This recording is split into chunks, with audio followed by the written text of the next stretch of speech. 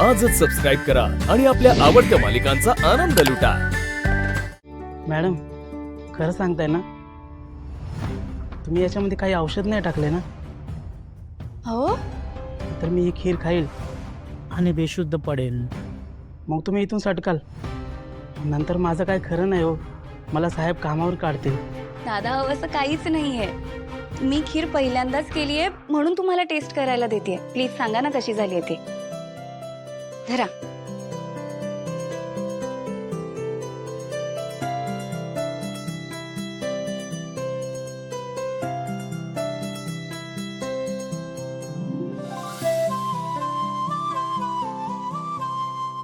कशी झाली आहे?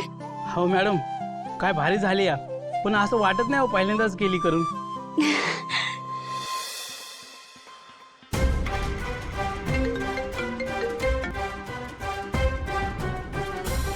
येस दीपक, येस मिस्टर अग्रवालची जी फाईल आहे ती मी डेस्कवरच ठेवलेली।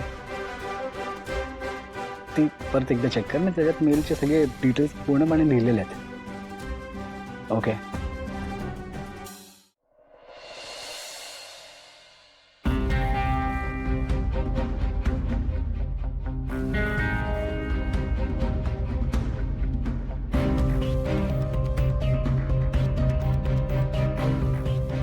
अहो, मला बाई आपल्या सिद्धूची काळजीच वाटते हो। हे पत्रकार काही छापतात। नाहीतर काय, या मीडियावाल्यांना ना दुसरं काही कामच नाहीये। काही पण छापत बसतात माझ्या सिद्धूबद्दल आणि पप्पांबद्दल।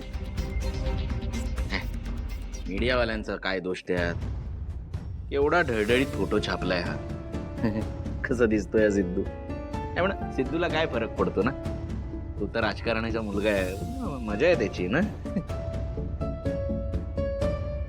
संतोष दादा, हो काय बोलताय हे तुम्ही? दादा, अरे असं काय बोलतोयस? मुलींच्या बाबतीत सिद्धिराज असं करणं शक्यच नाही। हो, तुला कसं माहित? अरे कारण मी तिथेच होते। काय? म्हणजे मी ऑफिस मधनं काल गाडीने जेव्हा परत येत होते ना, तेव्हा तिथे गर्दी दिसली। सिद्धिराजची गाडी तिथे बंद पडलेली दिसली म्हणून मी थांबले। काहीच नव्हतं झालं अरे, म्हणजे तेही नुसतं थांबलेच होते। हे पत्रकार आहेत ना, ते त्यांच्या पेपरचा खप व्हावा म्हणून वाटेल ते लिहितात। बघा,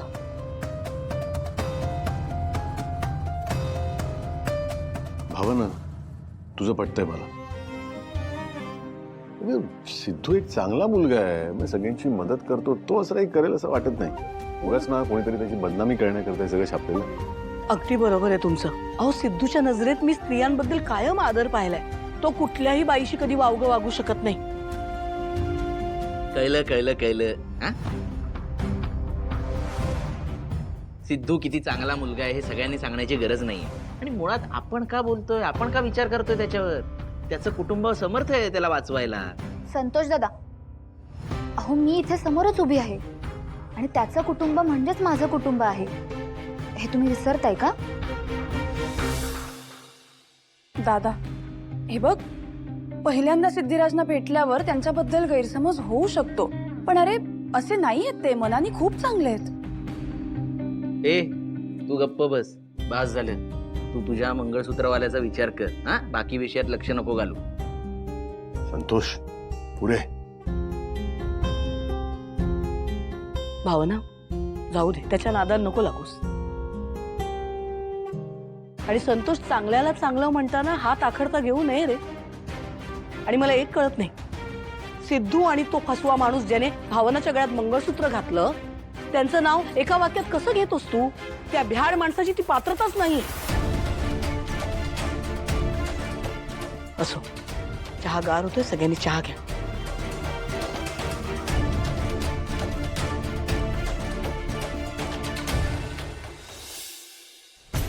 सिद्धू जरा इकडे आहे प्लीज, डोळ्यात काहीतरी गेलंय माझ्या। काय झालं? बघ जरा प्लीज, चेक कर एकदा। उघड डोळे। तू एक काम कर ना, कुंकर घाल ना डोळ्यात, म्हणजे काय असेल तर निघून जाईल। अहो, हे बघा, हे असं काही बोला बोला, तोंड उघडा, काय आहे प्रकार? हे बघा तुम्हाला कथड्या, लग्नापर्यंत दम निघत नव्हता तुम्हा दोघांना। अहो काय करताय? सोडा ना, लहान आहे का तो? असा तुमच्या लाडामुळे शेफारलाय हा. अब्रूची लक्तर अशी वेशीवर का टांगायची? बोल. हा सिद्धू, तुझ्याकडून ही अपेक्षा नव्हती बाबा. अरे पण तुम्हाला जसं वाटते तसं काही घडलंच नाहीये. म्हणजे हा फोटो खोटा आहे? नाही म्हणजे तो फोटो खोटा नाहीये आणि आम्ही त्यात आहोत हेही खरं आहे. पण तुम्हाला जसं वाटतंय तसं आम्ही काहीच करत नव्हतो. अहो ते पूर्वीच्या डोळ्यात काहीतरी कचरा गेला होता आणि मी फक्त फुंकर मारून तर काढत होतो बस, बाकी काहीच नाही. खरंच आई शपथ, जनसेवेची शपथ घेतो मी. एक काम करा ना, तुम्ही जाऊन पूर्वीलाच विचारा पाहिजे तर.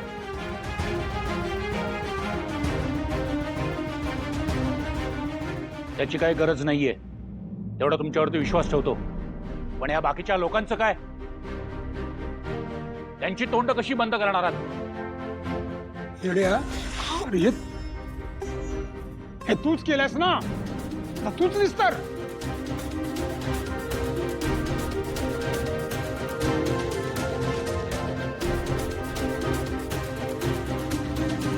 अयो आहे का उत्तर? पप्पा, माझ्याकडे एक आयडिया आहे. म्हणजे आपण एक सभा आयोजित केली आणि त्यात आपली युती घोषित केली तर? म्हणजे त्याने काय होईल? म्हणजे बघा ना की लोकांच्या नजरेत आपण एकमेकांचे विरोधक आहोत आणि म्हणूनच तर ते आपल्याला टार्गेट करतात. आणि आता जर आपण अशी सभा आयोजित केली आणि युती घोषित केली तर लोकांची तोंड सुद्धा बंद होतील. शाबास सिद्धिराज, शाबास. बघितलं गुणाजीराव, आमचं सिद्धू कसा डोकं चालवत होते. अरे चालणारच ना, शेवटी आजोबांसारखा झालाय तो, त्यांच्यासारखाच हुशार आहे काय. ठीक आहे, सभा घेऊ मान्य आहे, पण माझी एक अट राहील. अट? कोणती अट? आपण सभा घेऊ, त्या सभेत युती जाहीर करूच, पण त्याचबरोबर सिद्धू आणि पूर्वीच्या लग्नाची घोषणा करू.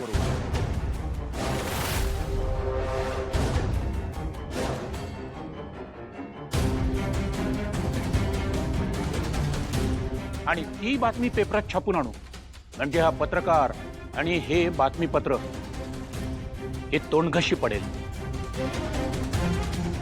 आता कसं 100 नंबरी बोललात गुणाजीराव.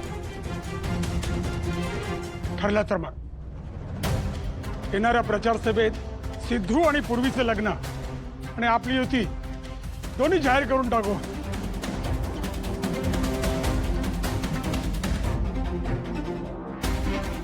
काय गुणाजीराव, आता तरी खुश झालात ना? अहो बोला ना, खुश झालात ना तुम्ही? खुश.